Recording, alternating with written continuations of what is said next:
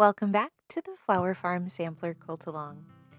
In this week's video, we're assembling block 4, the Primrose block. You can find this block on page 24 of your book.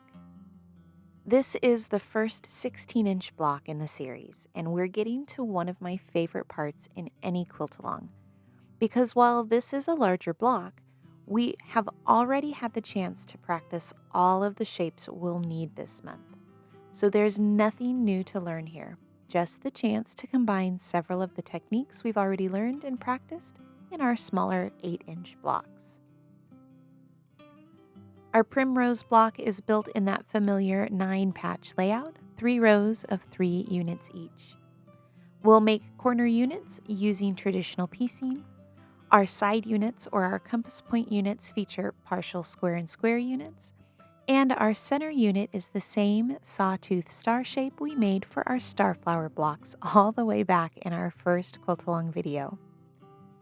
What makes our Primrose block really sing is how those partial square and square units create the illusion of petals, framing the center star and giving us that beautiful dimensional flower effect.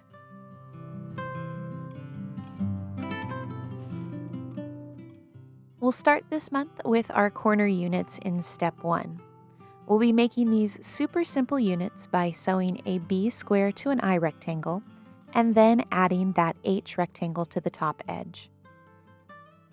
These simple corner units build out the negative space that forms the background of our block and provides a nice, calm visual space to frame our flower petals.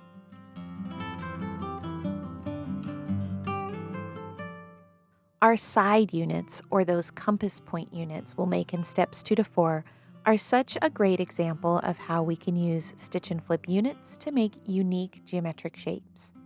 And if you need a refresher on these shapes, you can find the detailed square in a square tutorial on page 11 of your book. Steps 2 and 3 are where we create those beautiful petal shapes using what I call partial square in a square units. These are built just like our full square in a square units that we mastered in some of our earlier blocks, but we're only adding corners to 3 sides instead of all 4. You can speed up your piecing process a little bit by adding J and E squares to opposite corners of your base C square for both steps 2 and 3 at once.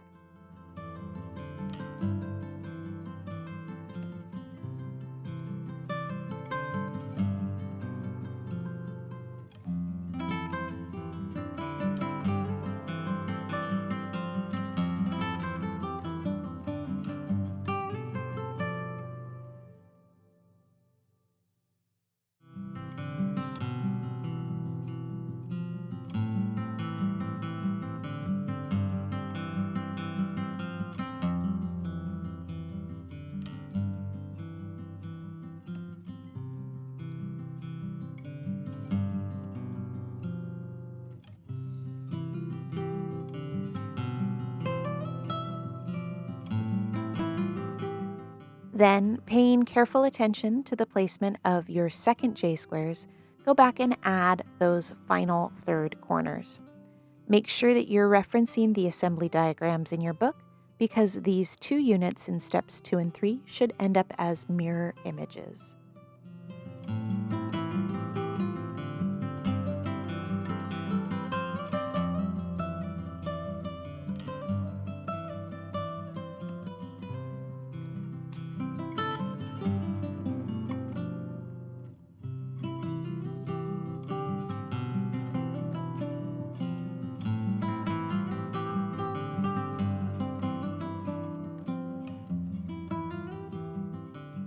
To finish up our petals, we'll join these 2 units together into pairs, making sure to take the time to match up the points with a pin so that their points are just kissing.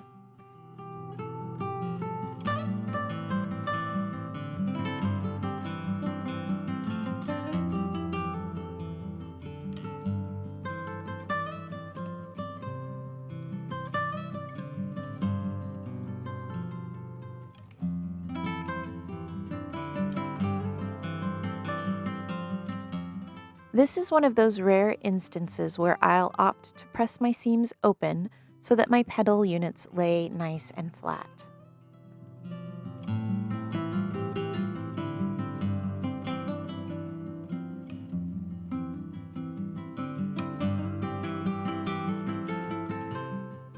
Then we'll finish building out the background of our block by adding a G rectangle to the top edge.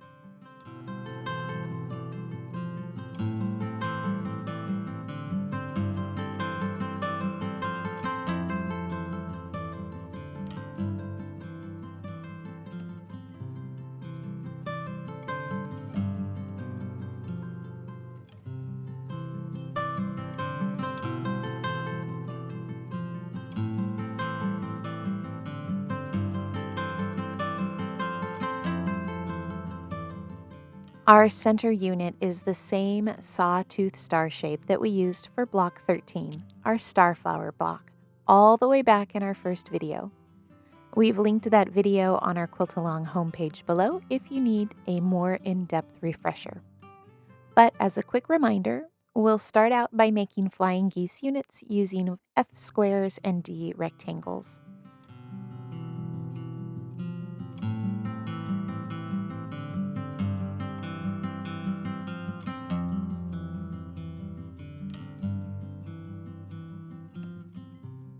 Then we'll make a center square in a square unit using A and F squares.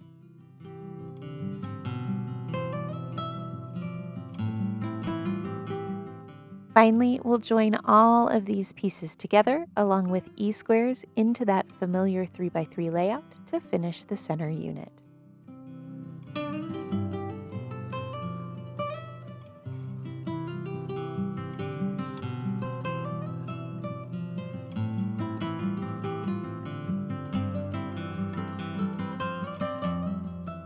Now for the best part, watching all of our hard work come together to make our Primrose block. We'll start by laying out our units in 3 rows as shown in your book. Corner units on the ends, those gorgeous petal units on the sides, and your star unit in the center. When joining all of your units into rows, take special care to match those points where the petals meet.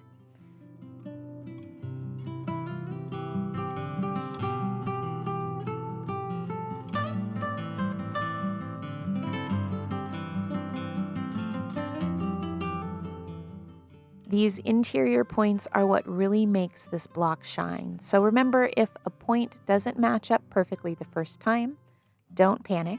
Just pop open a few stitches on either side of that problem area, re-pin, and re-sew. This will almost always fix your issue. As you sew your rows together, pay attention to not only the points that you need to match up, but also to where your seams can nest. If you followed the book's pressing suggestions, many of the seams around that center unit will want to nest together naturally.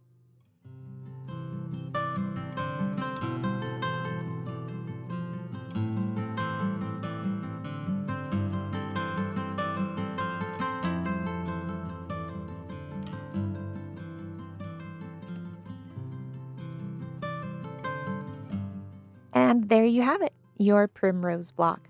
This is a huge milestone because you've completed your first 16-inch block and you've taken multiple techniques and combined them together into one design.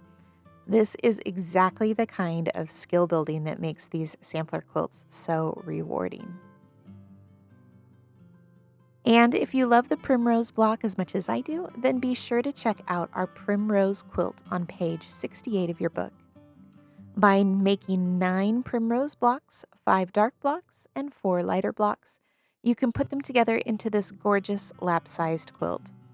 The Primrose quilt has us adding some very simple stitch and flip corners to our finished blocks to build out that gorgeous secondary mosaic pattern.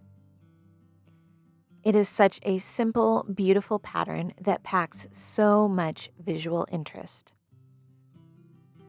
Next week, we'll be tackling Block 5, the Dahlia block.